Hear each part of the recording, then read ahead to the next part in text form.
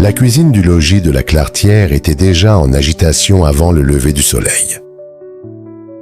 Marguerite régnait sur les fourneaux comme un général sur un champ de bataille. « Élise, pas cette casserole-là !» s'écria-t-elle soudain. La jeune servante sursauta aussitôt.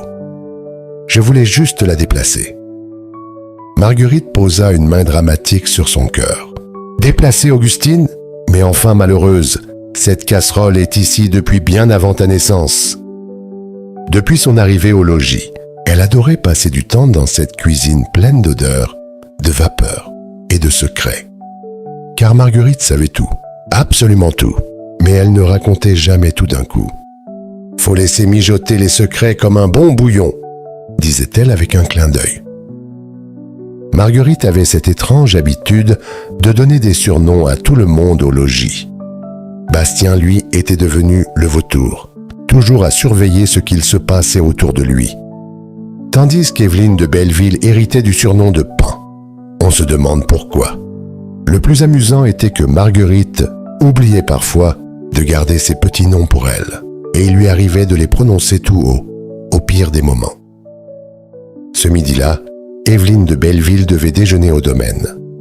Et déjà, Marguerite râlait en épluchant les pommes de terre. Ah, celle-là! Si elle pouvait critiquer l'air qu'elle respire, elle demanderait sûrement moins d'oxygène. Trop salé, pas assez chaud. Trop cuit, pas assez fondant. Un peu moins de beurre. Evelyne de Belleville ferait pleurer une vache normande. Un jour, elle trouvera peut-être le moyen de se plaindre de l'eau bénite de l'église de Faleron. Puis, avec un sourire malicieux, elle ouvrit discrètement un petit placard caché derrière les épices. Sa mystérieuse marinade, quelques gouttes seulement, et les langues se déliaient toutes seules. Le déjeuner débuta dans le calme, Armand restait silencieux. Evelyne critiqua immédiatement la cuisson des haricots.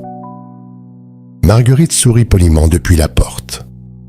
Et pour faire enrager Evelyne de Belleville, elle avait discrètement ajouté une généreuse pointe d'ail dans son plat, sachant pertinemment qu'elle en avait une horreur absolue. Puis soudain, sans que personne ne comprenne pourquoi, Evelyne posa sa serviette et déclara « Enfin, c'est toujours mieux que ce dîner chez les Delorme. » Le pauvre baron avait fini dans le lit de la femme du notaire après seulement 2 verres de cognac.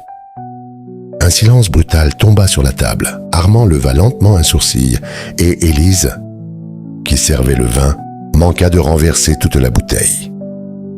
Evelyne devint écarlate. Mon Dieu, pourquoi ai-je raconté cela? Depuis la cuisine, Marguerite remuait tranquillement sa sauce. Ah, j'ai peut-être eu la main un peu lourde sur les herbes aujourd'hui. Puis elle regarda Élise en souriant. Tu vois, ma petite, au logis de la Claretière, les casseroles nourrissent les gens, mais elles racontent aussi les vérités